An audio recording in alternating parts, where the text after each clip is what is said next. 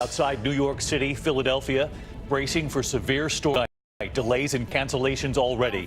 Where the storms hit in the coming hours, Rob Marciano standing by with the timing tonight. President Trump lashing out tonight after Robert Mueller breaks his silence. Mueller saying if we could have cleared the president, we would have. And the president tweeting today, I had nothing to do with Russia helping me get elected. New reporting tonight of the White House request to hide the USS John McCain during President Trump's visit to Japan.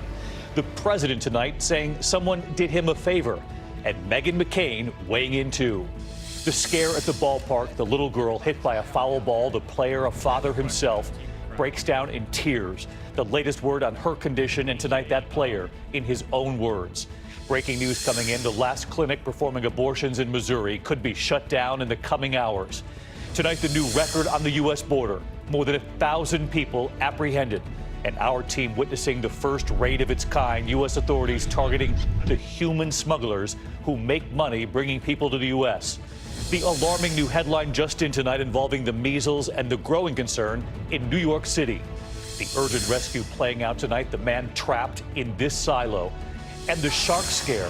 The woman swimming there on the right, unaware a shark was coming toward her. You will hear the screams from the beach. This is ABC World News Tonight with David Muir. Good evening, and it's great to have you with us here on a very busy Thursday night. And we begin tonight with the warnings and watches up right now in the Northeast. 14 days of this now across this country. Outside New York City tonight and in Philadelphia, they are bracing for more storms this evening. Let's get right to the radar tonight, showing that threat moving through from there in Baltimore up to Philly to New York City. In fact, a tornado warning in Baltimore for a time today, forcing people to shelter in place. And the drive home tonight for millions, a dangerous one. Downpours for the commute. These images from Crystal City, Virginia. Nearly 400 reported tornadoes in this outbreak alone, 22 states. And these stunning drone images near Dallas in the last 24 hours. On the ground, you can see the damage of those winds shredding a building and tossing pieces right into the air there. At this hour, delays and cancellations are mounting at several major airports. We have the track of these storms tonight, and Gio Benitez leads us off. Tonight, powerful storms taking aim at the Northeast right in the middle of the evening commute. Yikes! That tree just fell. Drivers dodging trees and debris in Ellicott City, Maryland, and tornado warnings for Baltimore. Airport officials there warning people to take shelter as the storms roll through. This is where you want to take your tornado precautions, get the kids inside, get your friends inside. It's the 14th day in a row of severe weather. The 13th day brought bad luck and tornadoes to Canton, Texas. Watch as debris flies into the air. Oh! Power flashes, power flashes. This incredible drone video shows the tornado tearing across the Texas landscape. Another twister touching down north of Des Moines, Iowa. And powerful storms slammed the Northeast and canceled more than 1,500 flights. The images from this 2-week outbreak of tornadoes and storms have been astounding. Tornado! The damage apocalyptic. This is what an F4 tornado did here just days ago. One of the strongest storms in the season. Just take a look. This house is just torn apart. Those rooms completely exposed. Over 13 days, 398 reported tornadoes in 22 states and feet of rain. That's still causing a flood emergency in the heartland for locations along the Arkansas River. And David, here at LaGuardia Airport, they're seeing some of the longest delays in the country, more than 2 hours right now. And when you add it all up from coast to coast, we're looking at more than 600 cancellations, more than 4,500 delays. David. All right, another miserable night ahead, Gio. Thank you. Let's get right to senior meteorologist Rob Marciano tonight. And Rob, if we can just get through tonight, everyone might get a break from all of this. But as you said, one more night. Yeah, you can see we're in it, not just in the air, but things are slow here on the ground as well. Heavy rain falling in New York. We've seen a couple of flashes of lightning well down to our south, and flash flood warnings now for Trenton and Philadelphia. You can see it on the radar, a dense radar image there back through West Virginia, and flash flood watches up until midnight. Boy, Pennsylvania, you've had a tough go of it. Even some Intermountain West storms in the high plains as well. But watch as we put this map into motion. That front will begin to break down. There'll still be some weaknesses, some pulses tomorrow that will bring some thunderstorms to the Carolinas and Western Great Lakes, but nothing too terribly organized. And that big blue H right over the center part of the country, that's right over the Arkansas River, where all that record flooding is happening. A couple days of dry weather there. I think everyone will take that. David? That is for sure. Rob Marciano on a very wet night ahead. Rob, thank you. Now to the other major headline this evening. President Trump firing off less than 24 hours after Robert Mueller broke his silence. Mueller saying if we had confidence that the president clearly did not commit a crime, we would have said so. But they did not. And today the president was asked about that. His response and the tweet from the president appearing to acknowledge Russian efforts to target the election. The president tweeting, "I had nothing to do with Russia helping me get elected." Terry Moran at the White House. President Trump today pushed back hard against Robert Mueller's stark statement that if he could have cleared the president of a crime, he would have done so. The president asked how that squares with his no collusion, no obstruction line. But on instruction, he said he could not say there was no crime. He could not say. That means you're innocent. That means you're innocent. Excuse me. Then he should have said, you're guilty. But Mueller made clear that wasn't his call to make, citing a longtime Justice Department policy that his office does not have the authority to charge the President of the United States with a crime. The Constitution requires a process other than the criminal justice system to formally accuse a sitting president of wrongdoing. Trump's Attorney General William Barr, who did clear Trump of obstruction, was asked why he didn't leave it to Congress, as Mueller suggested. He seemed to suggest yesterday that there was another venue for this, and that was Congress. Well, I'm not sure what he was suggesting, but, the Department of Justice doesn't use our powers of investigating crimes as an adjunct to Congress. Now, Democrats in Congress are slowly moving towards impeachment proceedings against President Trump. At least 45 of the 235 House Democrats support launching an impeachment inquiry. And so do more Democrats running for president, enraging Trump. I never thought that would even be possible to be using that word. To me, it's a dirty word, the word impeach. It's a dirty, filthy, disgusting word. And then this morning, there was this remarkable admission from Trump on Twitter.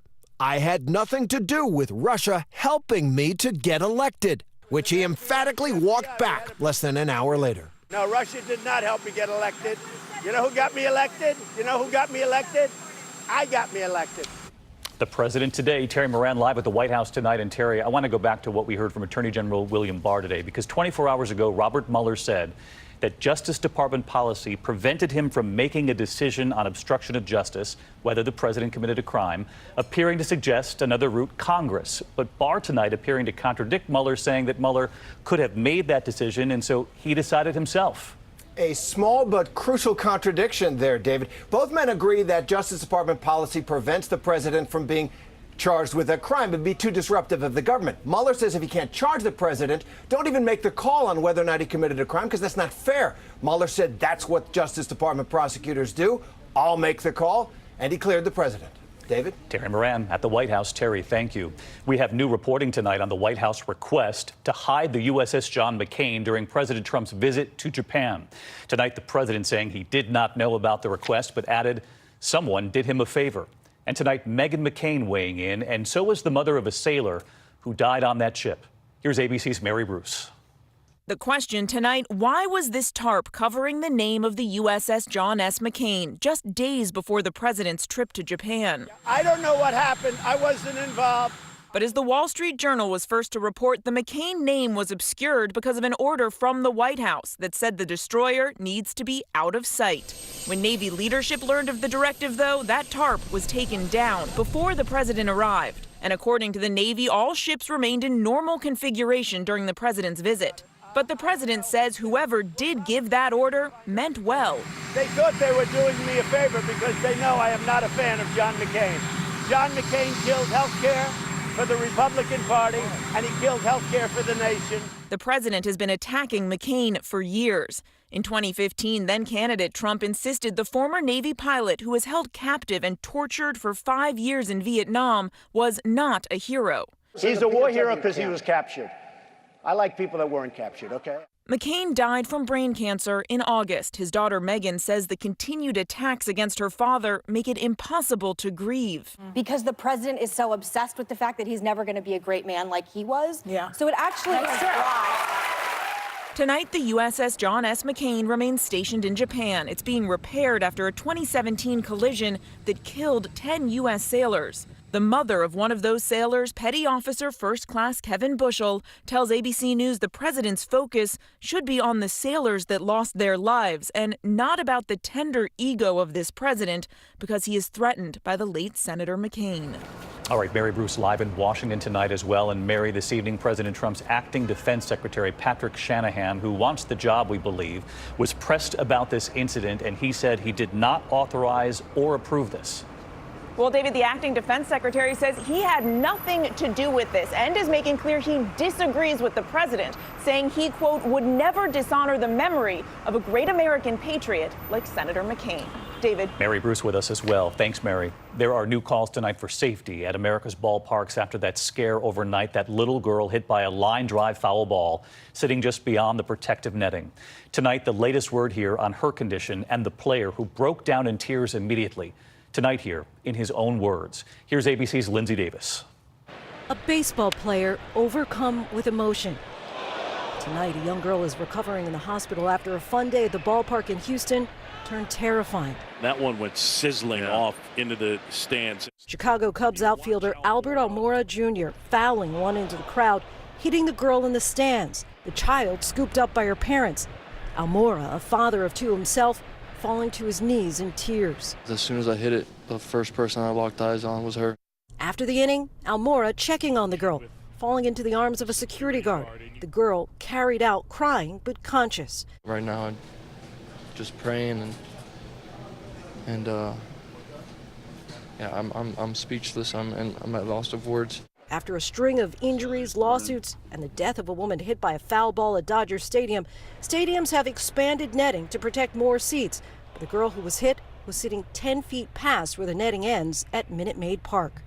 Major League Baseball mandated more netting 2 years ago when a young child was hit by a foul ball here at Yankee Stadium. And just today, the Yankees manager said that he believed that netting should be around all of the stadiums in the league. David? Heartbreaking for everyone involved there, Lindsay. Thank you. And next to the developing headline out of Missouri at this hour, where the last clinic performing abortions in that state could be closed down in the next 24 hours. Here's ABC's Steve Osunsami.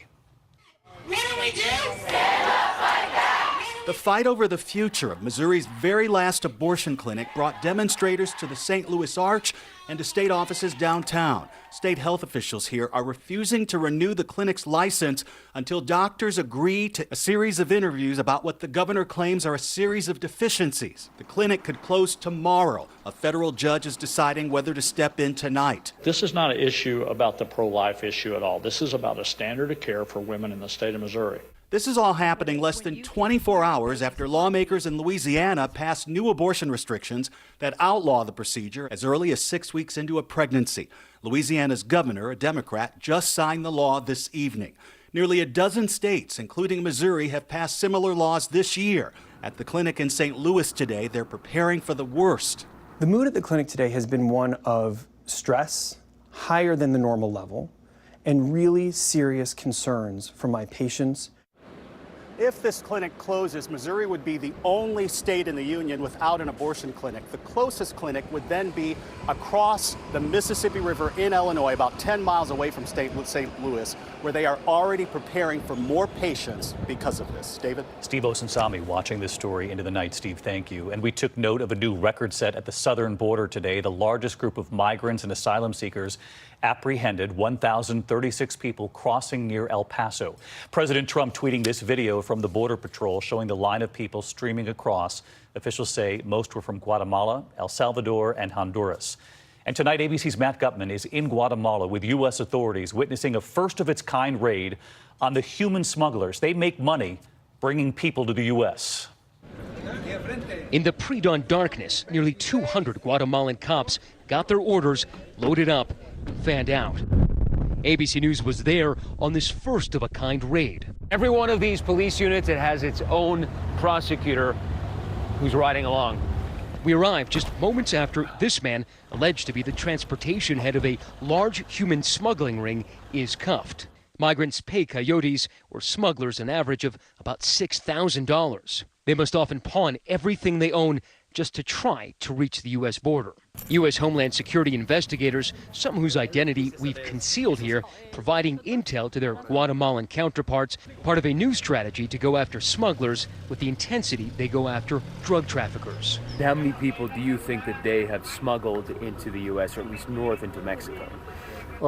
Thousands. In April, about 110,000 migrants were stopped crossing into the United States, including a record number of children, 40,000.